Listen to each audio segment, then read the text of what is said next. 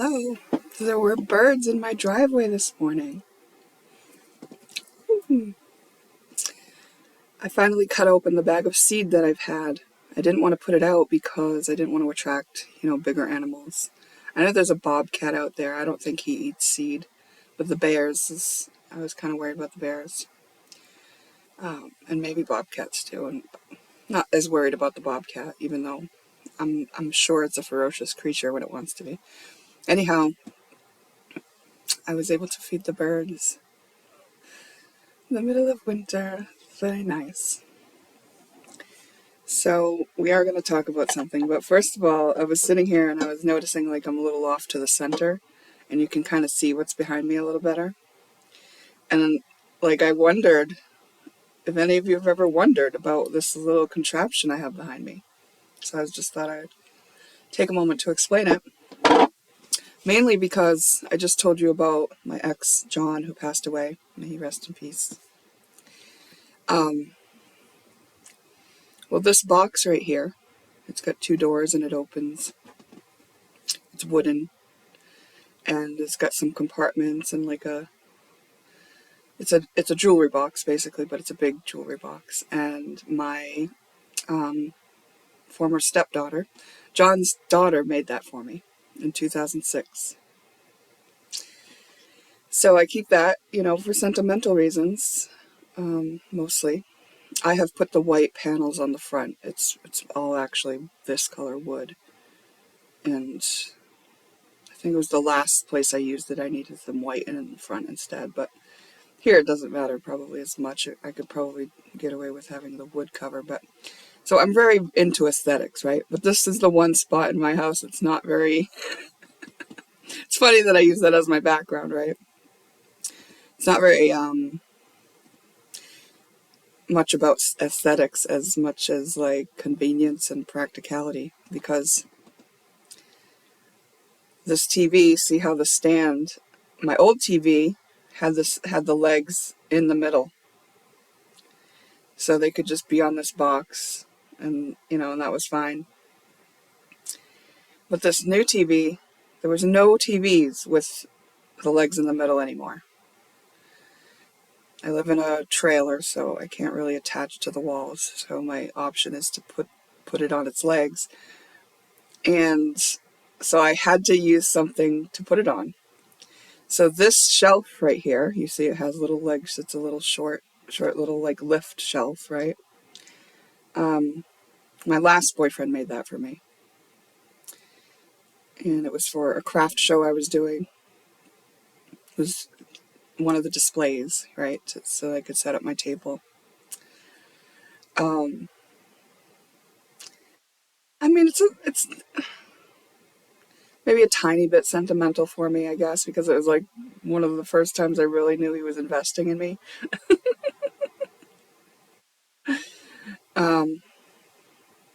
But yeah, that's what that is. And mostly here just out of functionality, right? Because this little thing isn't wide enough to hold the TV by itself. The little cube stand here. And you might think, well, why not just take this wooden thing out and put this right on this, and then it wouldn't be so noticeable that it's a weird contraption.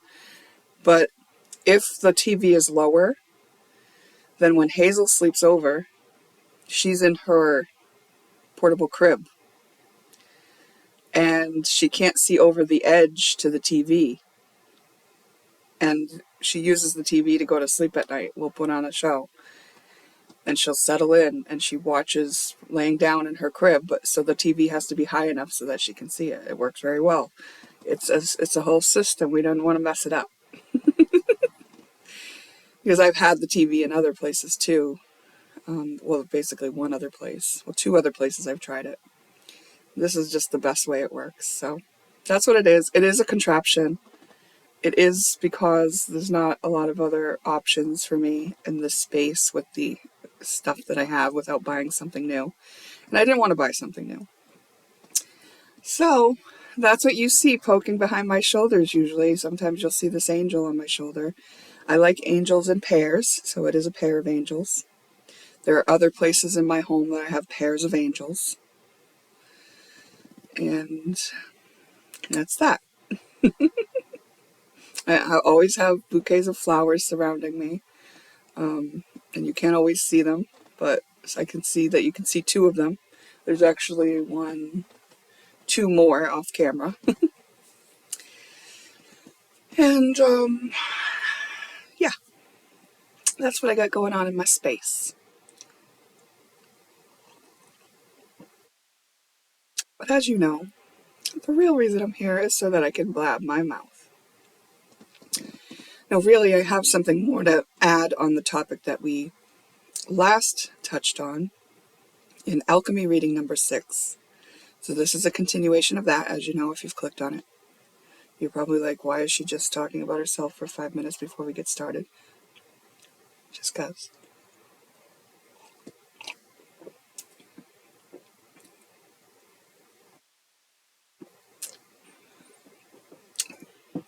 Yummy coffee. Drinking some decaf. You know, like fed the birds, surrounded by flowers, drinking some decaf, slept till like 11 a.m. today.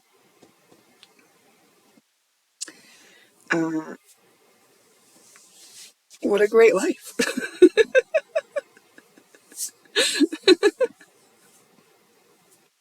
I do have some stuff to do this afternoon, but for now, let's do this because this has kind of been grinding on me since last night. I just didn't feel like doing it last night, so I figured I'd sleep on it and kind of get it all primed up and ready so that when I start talking, hopefully I won't forget anything, but I'll also like touch on the most important things on this topic. So I thought about how in Alchemy reading number 6, I talked about some of the things that I said ruin relationships. You know, I was thinking about that, and that's kind of like it doesn't necessarily have to ruin relationships, right? Now, if there are two people doing those things to each other, I think then that's when the relationships kind of get ruined because, oh, it's 11:11. Because you end up in dysfunctional relating, and when you grow up having only related that way, one of the dangers that I may have mentioned before is like suicidal ideation, depression, anxiety, all this kind of stuff, right? So it can be a problem there, right? And the other thing is that it's hidden, so you don't even know that that's the problem or what the problem is. And you're like, my parents were good parents. I don't know what's wrong with me, you know? It's like, oh, well, actually, it was hidden in the relating dynamic where you were made to feel like you were loved, but actually, it's not how love works. Oops. So what we're talking about is like looking at those patterns and dissecting them a little bit, or kind of pointing out the places where they are troublesome. And the only reason I can do this, like I said, is because I can feel the energy of it. So that alerts me. Like if I feel the energy changing in something, I'm just like, oh, you know, or if it hits a certain place on my body, then I know it's actually an attack. You know, my body will tell me about energy that's coming in my sphere. And so anyways, I'm using this ability to be able to like talk about this and navigate it. But at the same time, you know, I'm like for we the people. I don't really want to separate this into an us and them, you know? And I want to make sure that in case that was not the impression I gave, that I make sure I point out that that's not the point of this. The point of this is not to say, ew, get your yucky energy off me. I don't want to do that anymore. I know at one point in my video I did say I want to talk to people who know what we're doing and doing this too. Yeah, that's my preference, but I was thinking about it. I was like, oh, well, that's my preference because I don't have the skills to do it the other way. I don't have the skills to still talk to people like that without, like, I haven't established whatever I need to make sure I don't fall into that without having to scramble on them in the moment to not fall into those old patterns and to not like offend this person. You know what I mean? And I was thinking, well, I could do a lot better job of that. Like that's something that we can talk about is if you do have people in your life who are still relating in that old way, what can you do, right? But before we talk about what can you do, let's make sure that there's no grudges hidden in the whole thing. Let's make sure there's a complete bridge from one way of being to the other and back, right? Let's make sure that bridge is solid because that makes sense to me. I don't want to divide us, right? I want us to be able to communicate with everybody and not feel like it's a burden to do so and not feel like it was an inconvenience or troublesome, you know, or not feel annoyed. Like not feel like I felt like when I was dealing with drunk people, right? When I said I was annoyed dealing with drunk people, I healed that in myself. So the next time I encounter a drunk person, I'll have compassion instead, right? So when we're healed on something, compassion is what replaces everything else. Because now we've seen both sides of the energy, we're aware of it, and we can understand that it really sucks being in that energy. And also I know that there's a possibility that you could get out of that energy, and therefore I have compassion. Like I'm able to hold space for your process, wherever you are in the process. So this includes not trying to make someone be somewhere that they're not. This is not about building a bridge and saying, well, you should get on the bridge. You should come over to my way. This isn't about that at all. So let me start by saying, like, you know, my old friend who was in that vibration when she talked to me the other day, I'm so grateful for that experience with her, where she was in that vibration when I spoke to her. Now, since then, she could have changed, right? She could have watched that video and realized it all in herself. I don't know if she did. And I'm kind of hoping she didn't, just because I don't want her to feel hurt or attacked. And I don't know that I caretaked enough in that video. And that's kind of what I'm doing now, right? Now I want to make sure we're doing the caretaking. And I was just kind of looking at my own vibration with regards to this to make sure I didn't have any place in me where I was still jaded or resentful about having been in those energies and having to deal with people who are in those energies and how much pain and suffering it caused me and causes them and how much pain and suffering I cause people. So like I wanted to make sure there's no shame in me about having been in that and also no resentment in me about having had to deal with that. Right? So that means that all parts of me are in compassion because I've healed any of the shame or resentment. It's not bothersome anymore. It's just is, right? It's a human being. I love human beings. Even if they speak a different language from me, right?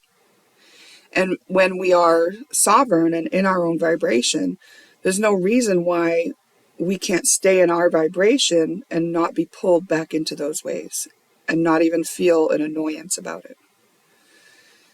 So if we have an annoyance about it, or if we find ourselves getting pulled back in there, then it's some work to do in us. That's all it's an indication of. That's not shameful either. Like I said, this is a transition.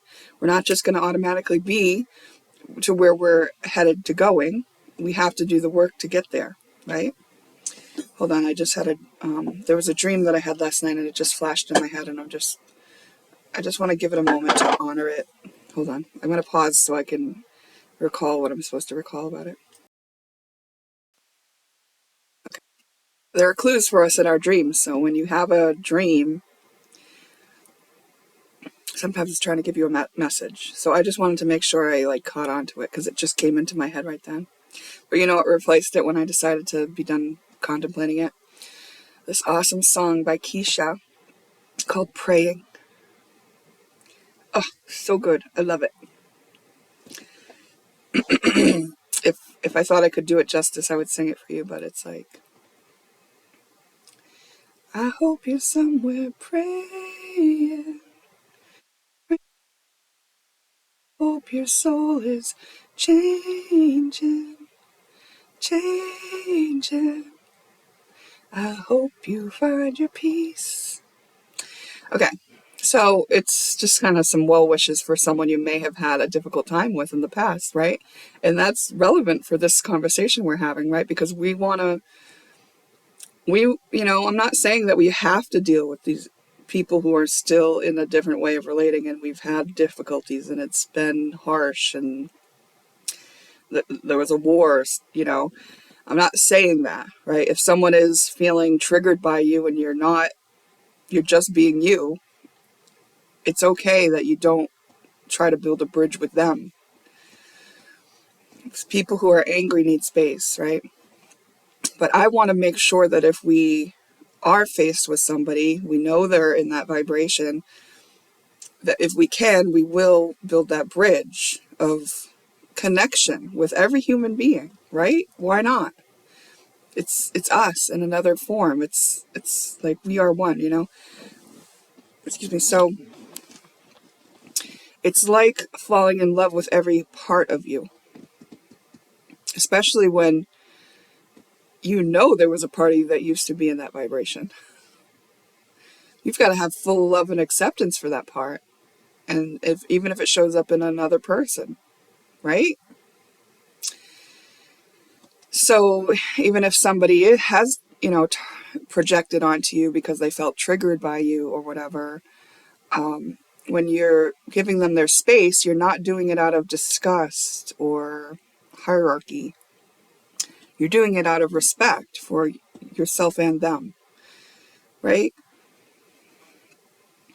So we got to go into these experiences and make sure we're kind of looking at ourselves through it, right? If we start pointing fingers, well, they do this and they do that, just that language is an indication that there might be something that you're not fully integrated in and that you haven't found your compassion for yet, right? There might be a little something to work on. If you're like, I believe when I'm not talking about a specific interaction with a person as an example, I think for the most part, you'll see me using I or we. Maybe sometimes I've used you, but it's probably much more rare because I've paid attention to my language. And I know that saying you, it presumes that I'm some sort of authority over you. And I'm not. I'm an authority over me. And if I say we, I'm relating myself to the others that that may find themselves included in the category I'm referencing. You know what I mean? For me, it's about inclusion, is my point. Okay? So I just wanted to preface that. So how can we make sure we have built this bridge? Okay, so those of us who are finding that we're awake to that way of relating and we don't want to be in it, what we can do is, if we have interactions with people who we know are doing those tactics that we don't want to do anymore, that we've not agreed to having in our lives anymore, we can notice how we feel about it and how we're reacting to it. Do you have an emotional charge in it that's connected to a shadow? Is it happening in a pattern? These are things that are clues. Because then you can use the interactions where you're being rubbed the wrong way as the pointer to your own work that you've got to do. Okay? And you do the work until you can come to a compassionate place, no matter who it is you're dealing with, right? Because in reference to my friend at that time, I described how I was realizing that she was in that vibration, and I knew I didn't want to be dealing with that vibration, but I also knew that I loved and respected her, and I also was recognizing my frustration, or I think shock, or I think it was more of a frustration, and I think that frustration was like, I don't know what to do right here. This is a new experience for me, right? Like I am needing to bridge this, right? I need to alchemize how I'm feeling in the moment so that I can proceed on in a way that respects myself and the other. And I believe I did that. And I did that in the conversation as well. And I don't know if that was portrayed to you when I was sharing it, but when I said I had all this dual stuff to process, what I was trying to say is like, I was doing the processing right there in the moment when I was faced with the situation so that I could handle it right. But it wasn't a situation that I had been able to plan out in the beforehand, like we're going to do in this video. I had no plans ahead of time for how I would handle such a situation because I hadn't thought of it. And it was pretty fresh and new for me to be implementing the changes in my own life of being direct and straightforward and not dealing in those ways, right? It was so fresh for me. I hadn't even come across that experience yet. So that's what it was for me. And I think I handled it fine, but I also realized that let's talk about ways of being that are more honest and are more true. And because if we are faced with these interactions with people who may still be relating in that way that we recognize as unhealthy for us, if we have ahead of time some things that we know are honest, authentic, and sort of like not antagonizing, and maybe even just like comfortable enough for the other that it's not gonna intentionally trigger them or anything like that, you know? I'm not saying that we should dim our lights. I'm just saying how can we express up against this, old way that takes any walls down and makes a bridge. It's like, oh, we're still both humans. I respect you, you know? So basically, I think it's a matter of each of us going within and finding the places where it still bothers us to do so.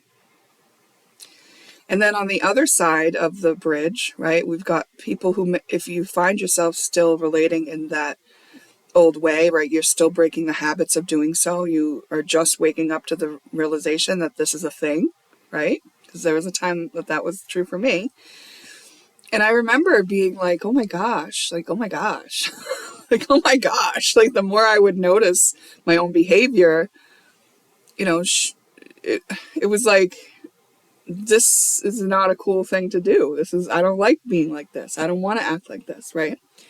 So as I revealed more and more of those to me, like I had to figure out how to alchemize them, and I would have to do the actual work, and it takes time. And how are you going to notice that there's something to do the work on except for to fall into it, and to notice yourself and to be reflecting on yourself as you're going through experiences with others. So I feel like, you have to give yourself that grace. You have to know that it's okay and it is a process and transition is a thing and it's very valid. And also, I would ask that you know that anyone who has made the decision and who may be further ahead of you on the trail, right, or may have done more work to clear out those patterns within themselves so they don't have as many as you. If you come across people like that, just know that, like, that's not personal on you. It doesn't mean anything about you. It doesn't mean they think you're lesser. It doesn't mean they think you're wrong. It doesn't mean that you are lesser or wrong. And it doesn't mean that they think they're better than you, or it doesn't. Let's be careful that, that old habit and that old paradigm of implying meaning. Be careful that doesn't like start a little like story in your head that just makes you feel bad or worse or makes that person your enemy. Some people are way showers, some people are trailblazers, and you don't have to look at them that way either, because I know that could be a sour point for some people who are not as far along on it, because our ego wants to be the best, because we've been sold on this idea of survival of the fittest. Well, guess what? Survival of the fittest is not even true. You don't have to be the fittest to survive. You just can't be the weakest. So you just keep going, right? And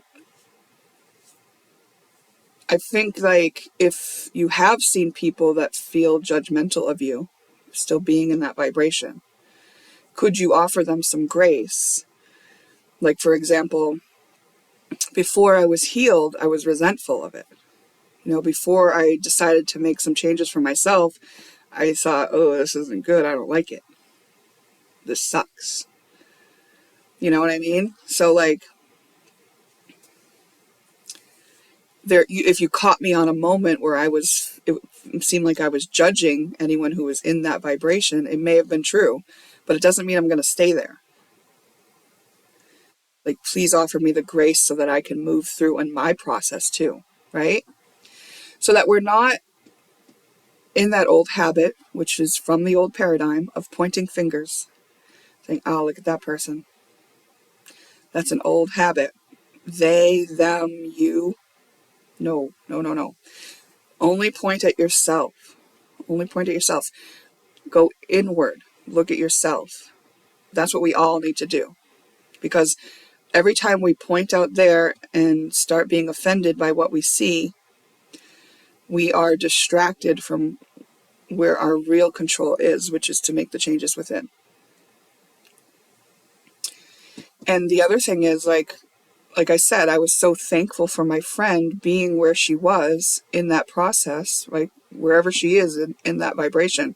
When I had that experience with her, it was so wonderful that she was in that, because look what it did for me. It made me be able to decipher this succession of sometimes hidden things that are in that old way of relating. I was able to see them because she came to me and had an experience with me while she was in that vibration. And because of that, I've made these videos and I'm talking about it, and I'm breaking out of those patterns, and I'm inviting others to do it as well. And I'm not saying that we all need to be anywhere other than we are. It's us who regulates ourselves, right? We have to regulate ourselves in the process of doing the work, right? And we have to go at the pace we're meant to. And we have to tackle the thing that's in front of us each. Because whatever level you're at, maybe you need to come in contact with somebody. And maybe they need to see it so clearly when you show up in it, that they start being inspired to make changes in themselves. This is a divine orchestration, so it's inappropriate for us to start pointing fingers and expecting people to be someplace other than they are. We can notice the contrast between where somebody is and where we want to be and be inspired by that. But it's not a judgment against them. This is saying, I don't want to do that behavior. And the behavior isn't who that person really is anyway. So it's not putting that person down. It's deciding that behavior isn't okay for me. I'm going to do something about that within me. And that does not mean that it's not okay for you. Now you may decide, okay, if this behavior is something that is harmful towards others, maybe I want to take space from you. I'm not saying any of that isn't valid, okay? I'm just really trying to get us all on board with the idea that this is like supposed to be a free-flowing bridge that we can find ourselves on at any point and still act like adults, mature, and not turn to that old way of pointing fingers, shaming, blaming, feeling lesser, comparison, competition, or resentment, right? Because we're all just humans. We incarnated at this time, and this is what's going on at this time on Earth, right?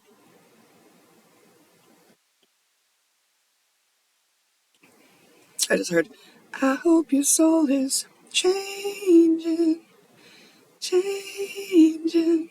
I hope your soul is changing.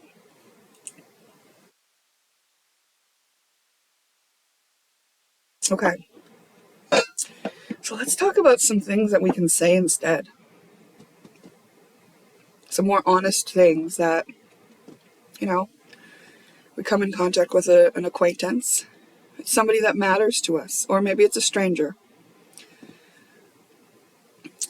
I identified how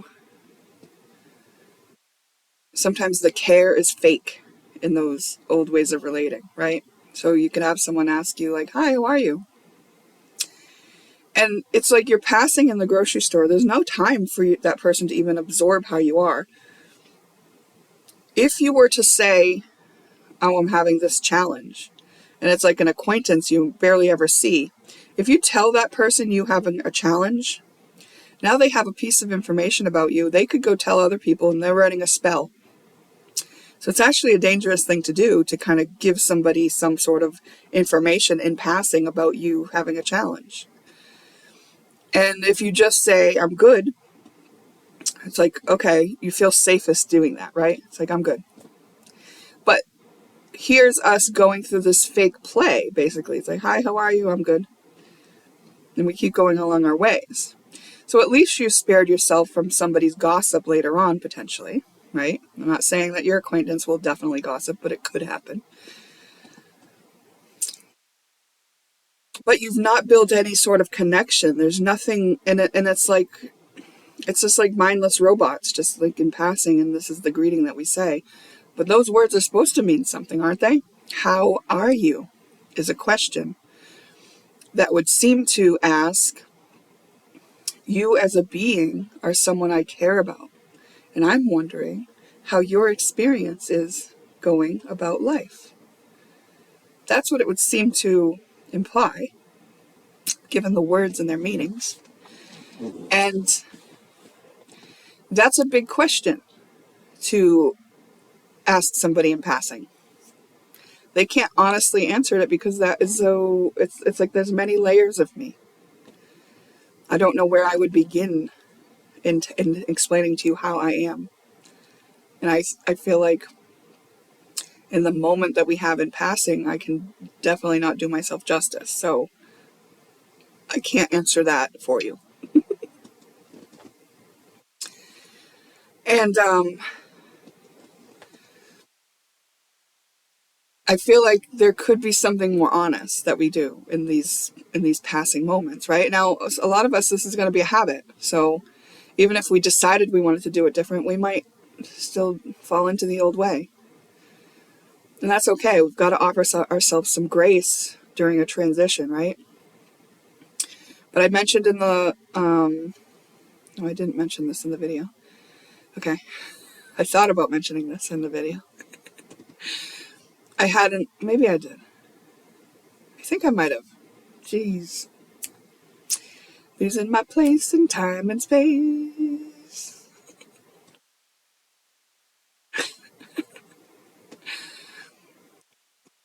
So I ran into an old classmate when I went to my granddaughter's winter concert the other night. Someone I went to high school with who was in the same class as me. And it was nice to see, like when I saw this old classmate, it was nice to see this classmate, you know. He's aging very well, I would say. You know, like it's very easy for us to recognize each other. We know who each other's are, right? We live in a small town. It happens sometimes that I'll run into old classmates, but not as often as you might think. But so I see him and I say, nice to see you. And it is nice to see him. That is true. My heart feels happy to see this person who is a familiar face to me, right? It just feels nice. And so I share that, and that's honest.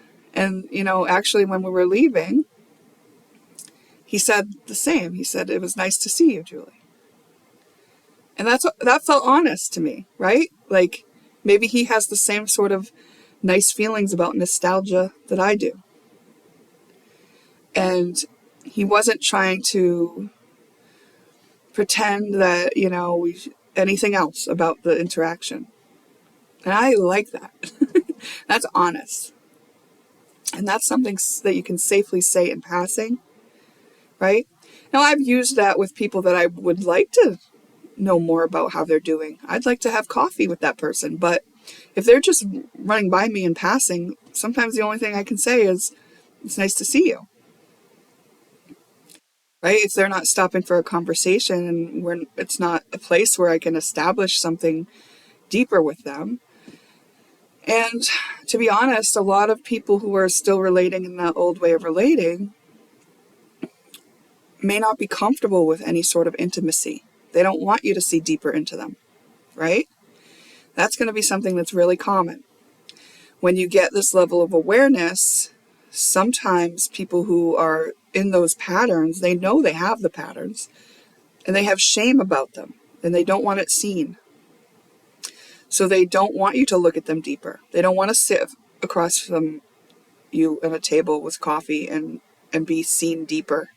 That's extremely uncomfortable for them. That has been a heartbreaking thing for me over the years, to just find that people that I was really fascinated by or interested in couldn't bear to be seen to that level. And I was thinking, like, I already see you.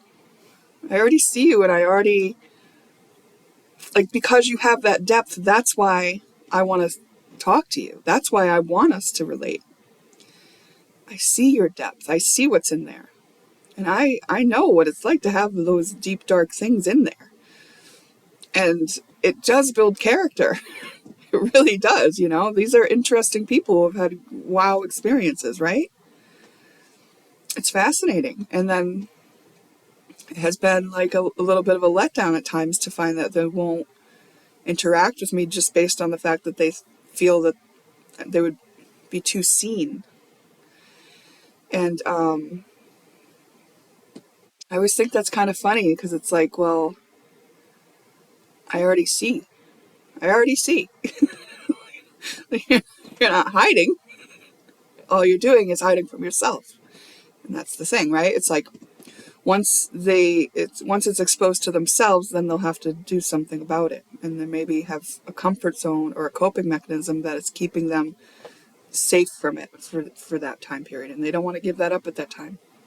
You know, you got to respect it and know that this too is part of the divine orchestration. So I might want to break down their walls, and I might want to help them feel seen, and I might want them to know how easy it is to heal, but that might not be the divine plan. So I can't be attached to that outcome, right? I can't say, I know what's best for you. Just come over here, child. You know, I can't do that. That's not how this works. We have to respect each other's sovereignty. And it wouldn't even be healthy for me to expect that they are going to heal at some point. I don't know that. They have free will, right? Just like me. If I didn't choose to do the work, it wouldn't have got done. I would have stayed in those patterns. I probably would have been a real wreck. I mean, you know, I've done some reckless things, but like, if I hadn't done the work, I would have had to been drunk all the time, drinking, or doing drugs. Probably have sexually transmitted diseases and homeless and all kinds of things that would be very unpleasant to have to try to pull myself back from.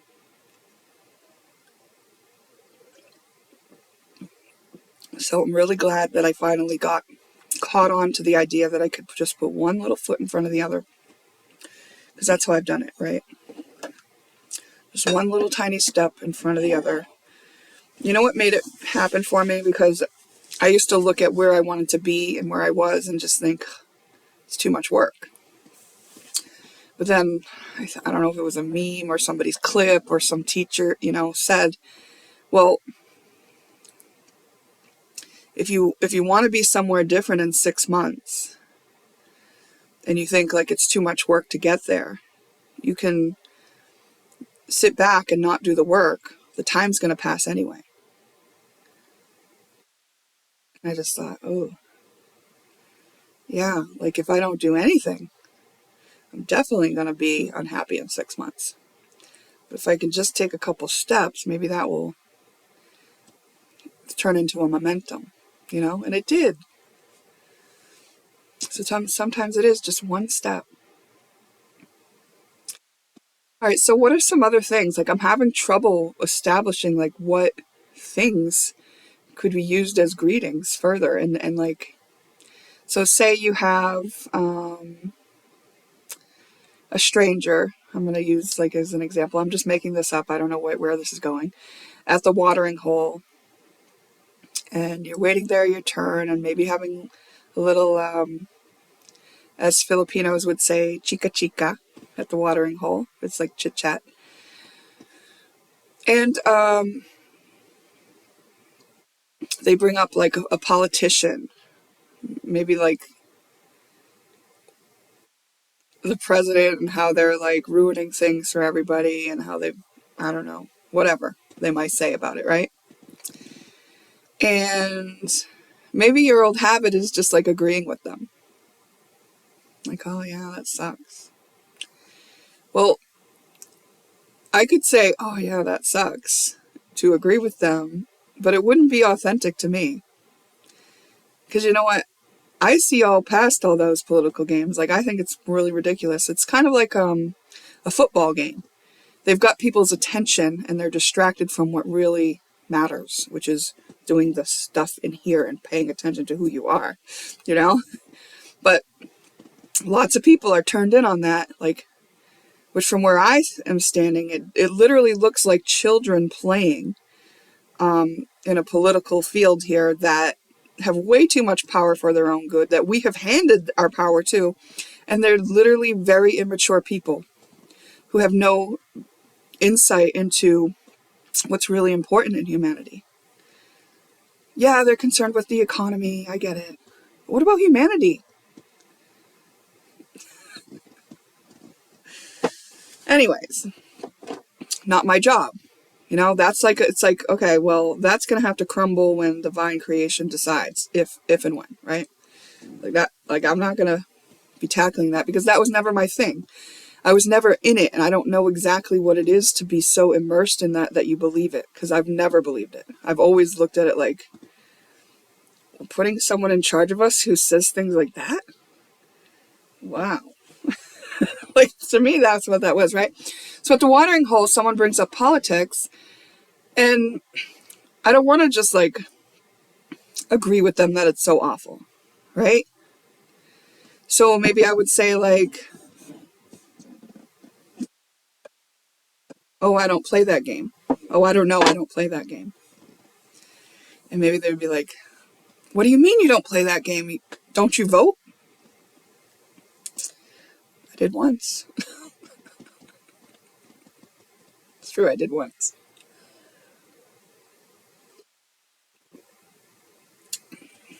And they might be really angry that I'm not using my vote, you know?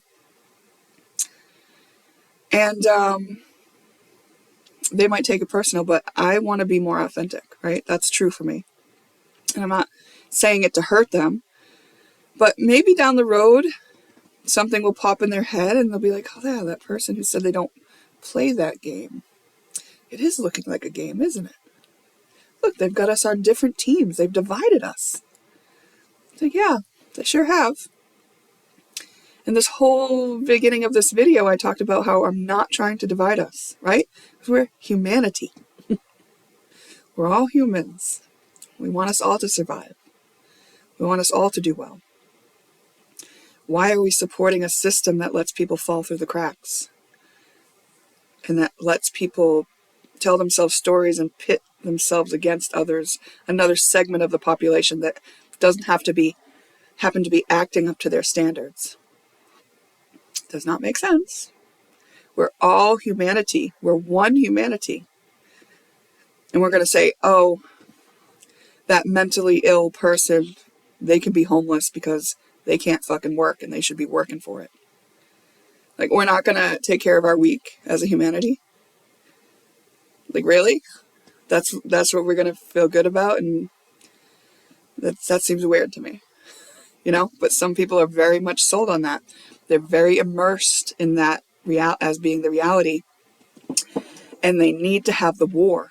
So the war is established outside of themselves by fighting against certain segments of the population that are the problem. And that's just a program that's been fed to them, an idea, a belief, you know, and we know beliefs can change. If you saw my emotion code, body code healing session with Kelly Blakey, then you know beliefs can change, because that's what we did. We changed some of my subconscious beliefs, which changed my life. You know? I think she actually did clear something about implied meaning. And it was after she helped me clear that I was able to kind of break free to another level out of that old relating paradigm, right? And notice a lot of places where implied meaning was being used. So here's a place where implied meaning is also being used in the politics. They give you these labels, Democrat, Republican, and I guess there are other ones too, but like if you have for instance, Democrat label, that means certain things about you, right? And then you have these other categories and people are going, well, I don't believe that, but I believe this. I don't believe that, but I believe this. So maybe what you're labeling them as and what you think that label means isn't actually all of who they are. You know?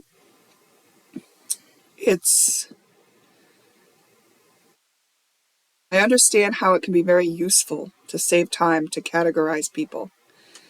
But if we're doing it to enact war, which we are in those old relating paradigms, it's kind of like a way to bypass your own sense and to make your heart cold. You know? Like, all right, so I think we've established that at least I feel comfortable saying to a stranger that I don't play the political game if that was the topic. Let me think of some more, like, other ones that are more friendly, maybe. All right, here, how about, it happens where I'm in the grocery store and I see someone who maybe I was closer to in the past, but not now, and they know I have kids. So how are your kids? You know, this person means well, they're trying to express that they care and they want to hear good news about my kids, I assume, right? But I know that would dishonor what I believe about how I should behave and my higher standard that I've established for myself. So I'm going to have to use that tactic that I came up with on the fly there with my old friend when she called me or when she texts me, and I'm going to have to use an I statement. Maybe I can make it even shorter than saying something like, I'm really enjoying the experiences I have with my children. Maybe I can just say, I love my kids. Thank you for asking about them. How are your kids? Oh, I am so much in love with them. Thank you for asking about them. You know, that's going to suffice. That's going to answer that person's curiosity, which was really like, are your kids okay? Is everything okay on your end? Like, you got a good thing going there for you and your family? Like, you know? Now, if I didn't, what were they going to do about it? So even if they were facing a challenge, I can still say, I love my kids. We're handling life just fine. You know, I can still say something that's honest and that helps them with the information they were trying to ask for. Because again, they're asking something that could be have a lot of layers and nuanced answers, like, how are my kids? It's like, well, did you want their life story? Did you want, like, what's going on in their career front? I think right now I could easily say this. I could say, so they could say, how are your kids? And I'd say, I'm having another grandchild. You know, and that would, oh, really? When? July. And I am. Grandbaby number 3. It's exciting. I could share that using my I statement, right? And if they know me well, maybe they'd be like, oh, who's having a baby? My daughter-in-law. I'm just being funny now because I have 3 sons and they would be actually asking which son. So maybe I'd say my daughter-in-law with my oldest. And then maybe they would say, oh, and they have Mia also. How is she doing? That's my oldest granddaughter.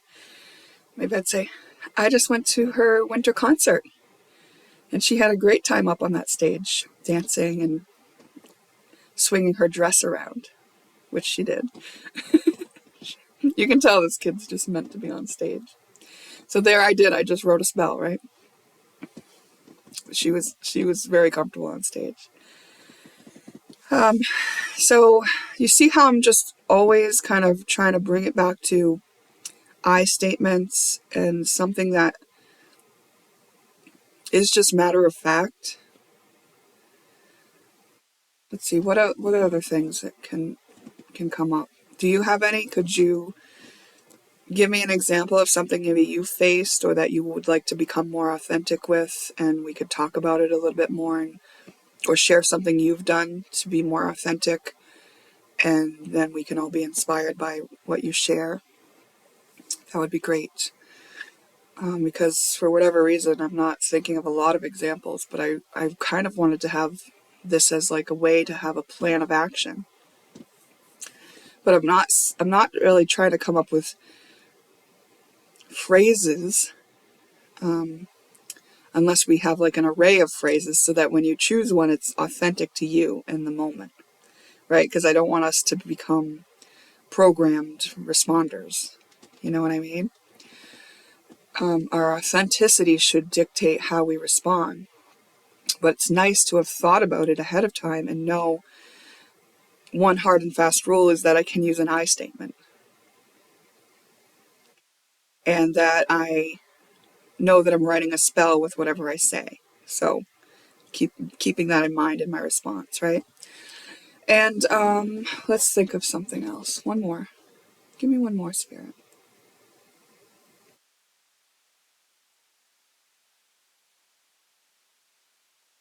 All right, you go to a family gathering. You go to a family gathering. Ooh.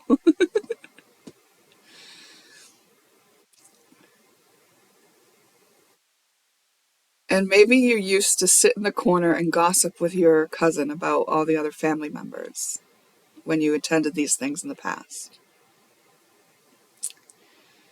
Which, by the way, I have not done.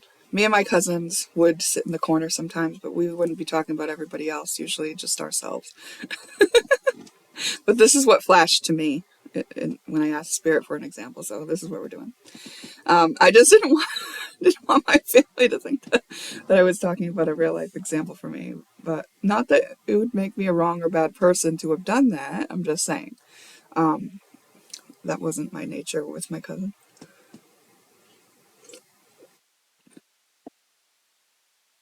We're always talking about ourselves, which I think is good, right? I statements. That's healthy.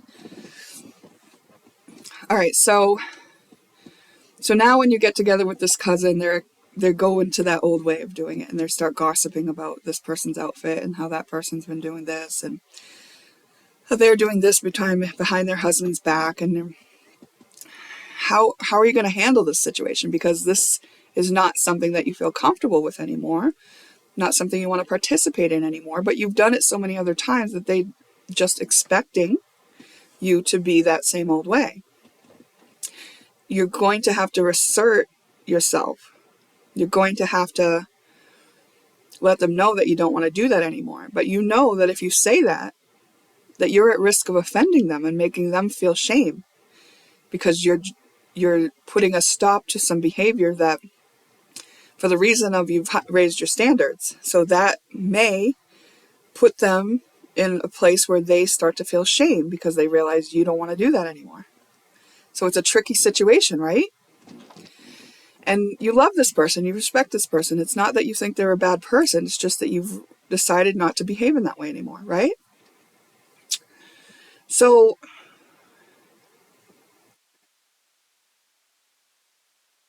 one of the things that we do, what I've learned when I'm talking to somebody, I'm about to say something that could potentially trigger them, I have learned that it is very valuable to validate them first, to understand them first, right?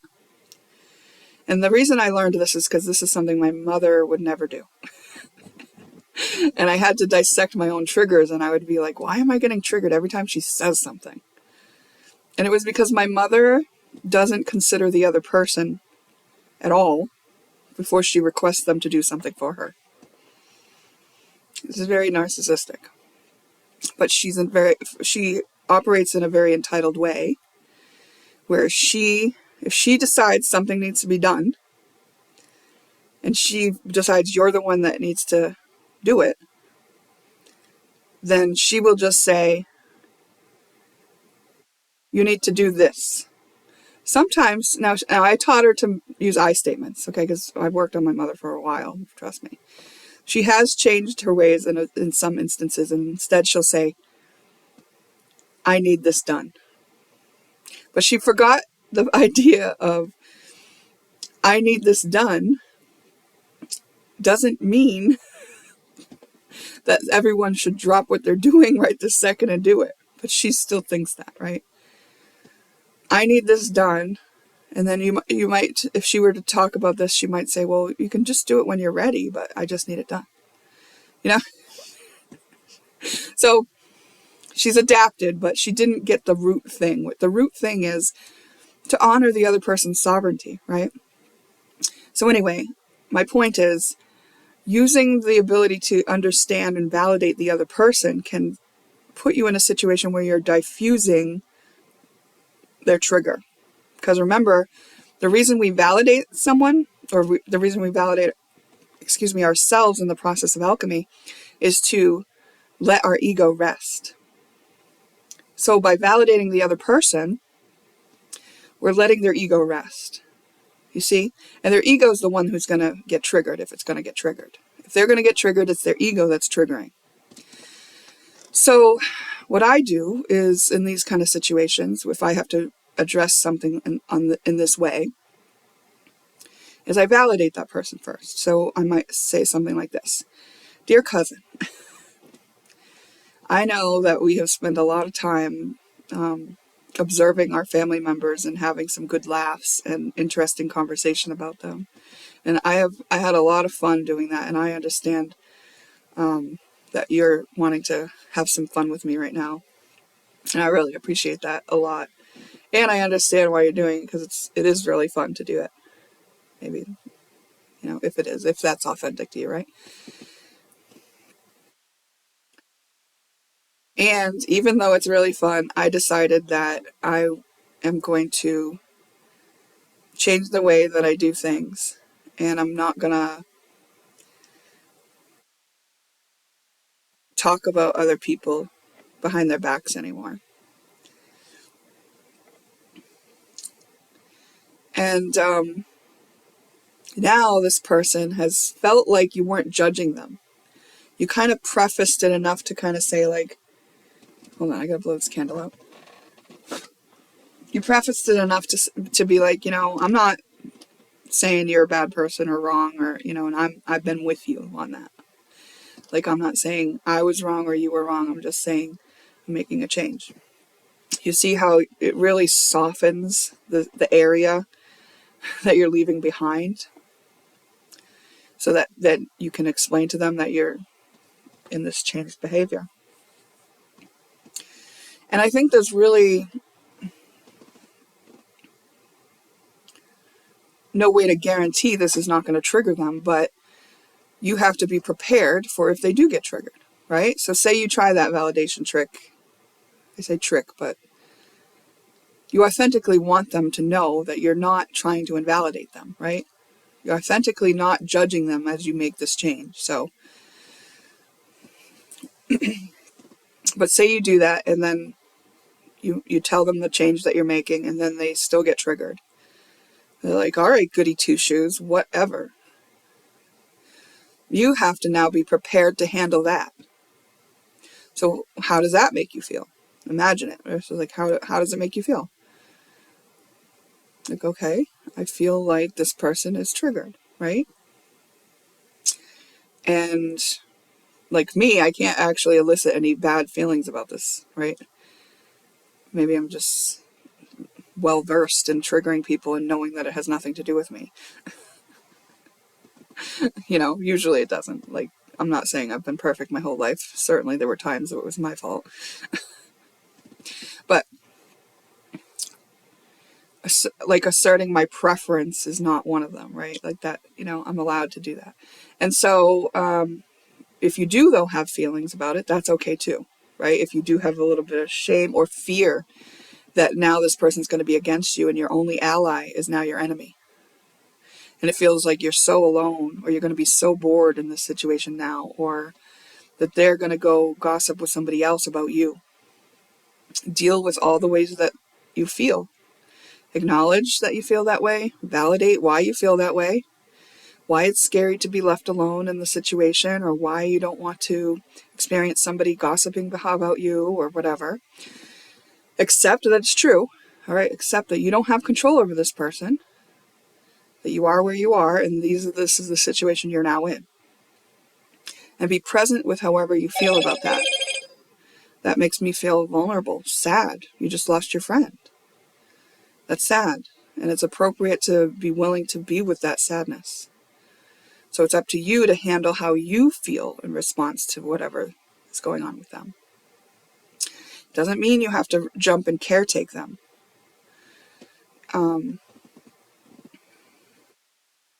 Recently I watched a video by Amanda Flaker on YouTube, and she shared like 5 things empaths shouldn't do when somebody's triggered. And I thought it was a great list, but to be honest, I haven't followed her list exactly. I understood her list and why she had it, and I thought it was a great list. But since then, since watching it, I've experienced 2 people that got into triggers in response to me. 2 loved ones. And I was able to talk them out of their triggers. Not just, I say talk them out of it, but I wasn't like that. It was like I was able to be present with their emotion to the degree that they popped out of the trigger. My mother and one of my sons, both, experienced triggers due to me sharing with them something. And in both cases, my presence was enough to comfort them and process through that. They knew they were loved even though they felt that way by me. And it popped them out of the trigger. So when somebody's in a trigger, they're in a trance. Like they're acting out that reactive response. That's the response that they have when they feel that way, right? And I used my own presence in both of those cases. Now, if you get triggered too in response to someone's trigger, it's not going to work. You can't be triggered and do this. But I was not triggered, and they were. I knew they were. And I was even able to say, it's okay. I love you. You're not wrong. It is valid for you to feel that way. You are triggered. And I'm right here. And both of them popped out of the trigger just with that gentle acknowledgement, validation, acceptance, and presence. I was able to do it for them, in their presence, with them. Now, these are people that are very connected to me, right? My son and my mother. It's like we share DNA. So I don't know if it would happen with the general public. I'm not about to go there and find out. But I was thankful for it, and I just want to offer that. Sometimes it's like better to take space from somebody who's in a trigger, and it's not our job to caretake it. But I will share with you that my full-on calm demeanor was able to pop 2 people out of triggers. And to the degree that, one of them was like, well, yeah, I was triggered, and, when they calmed down, and the other was like, I was giving them a hug, telling them it's okay. And it was beautiful, really beautiful, right? And so if it's not for you to deal to that depth with people who are still in the old relating paradigm, then don't do it. But some of you may be equipped. Some of you may be able. Some of you may be that strong in who you are. It's not a contest. I'm not saying it like that. I just got this whoosh of like, oh boy. I'm not trying to challenge people and make it a competition. I just know that there was an earlier time in my life I wasn't that strong. It's just like I've gotten the strength to be able to do that. And I'm not saying that I will do it in every instance or that it's appropriate in every instance, right? These were, I don't know, I was able to trip the trigger, be with them through all the steps of the trigger, and then come out the other side, and we're fine, They're not projecting on me anymore. They're just right back to normal and with me. It's really beautiful. Yeah. So actually, I like that last example Spirit gave about the cousin and then the, having to let somebody know that you've changed your behavior without setting them up for a trigger. Because we can kind of use these steps. There was a healing modality that I came across way back in the day. It was faster EFT. So faster EFT is tapping, tapping on the meridians, and this moves the energy. It's the same thing that Kelly Blakey is doing in the emotion code, body code healing. She's using the governing meridian, which is right over here, down the back of the neck. So she's moving energy by activating the meridian, right, with the motion in it. And that's what tapping does as well. Well, Robert from Faster EFT, and the channel is called something different now. It's a longer name. Neuroplastic something, I don't know. But if you search Faster EFT and Robert, you'll come up with it on YouTube. So he showed how he could actually tap somebody else's points without touching them, just imagine tapping them, right? When Kelly does her session, she wasn't putting her hands on my governing meridian, she was putting them on her governing meridian. We're all connected. We're all one. It was her intention to do it for me that directed it to me. So Robert from Faster EFT has also utilized this method of tapping somebody else's meridian points who's in a trigger and breaking them out of the trance by, he has a few different things that he offers that you can say. And one of them is just like an offhanded weird thing that makes their brain go, whoa, that's odd. I have to process that. Like, I don't know, like talking about purple ants or something. It's like, I've never seen purple ants. Wait a minute. My brain has to break its trance right now to process what you're saying. Something like that, right? Because we know, like we've talked about it being a loop of energy when we're triggered. It's like the loop is activated. So he's calling that a trance state, which I can understand why, right? Because you're just like acting it out automatically. And what he's saying is using the energy meridians to break into that loop and break apart that trance state. Pop the person right back out of the trance. So it's not uncommon for this concept to be used in these ways. And I can tell you that when I first found that out, Robert's Faster EFT method of breaking people out of trauma, it was way back when my kids were full of triggers, and they were really, really, really scary triggers because they were breaking them into violence. And I also had triggers about others perpetuating violence against me because I grew up in a lot of violence. So back in the day, one of the things we all had to transmute was violence, which we have, by the way. My kids can no longer even be triggered into it, and I'm no longer triggered by it. I can stay calm in the face of it now. I've had all these tests, and when I say tests, it's been proven to me by my experiences in the universe that yes, I'm okay now.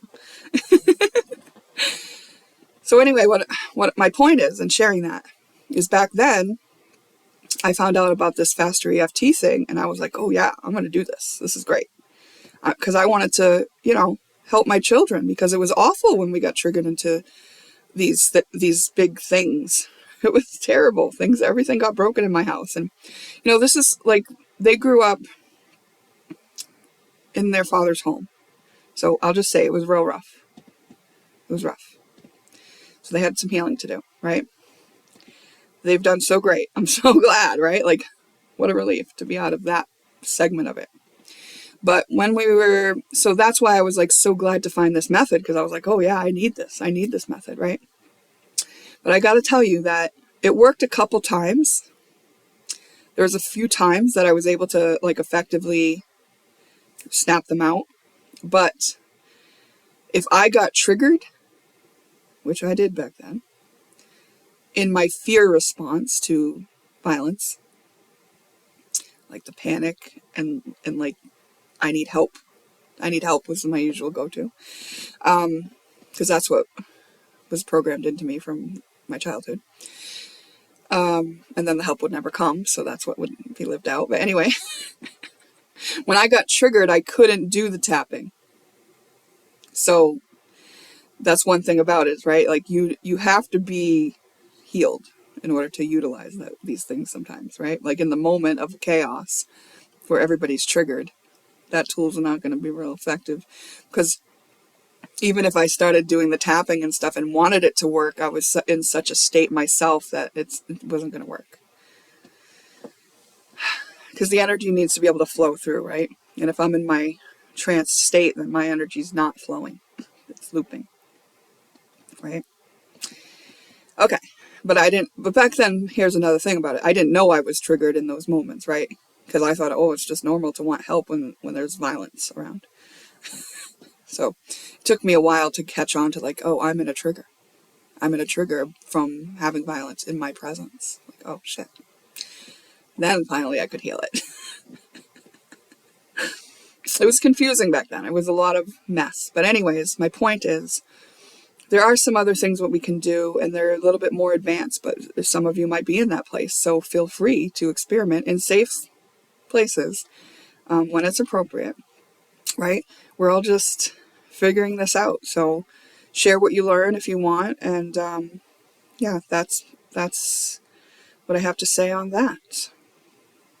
Thanks for being here, following along, and we'll see you in the next one.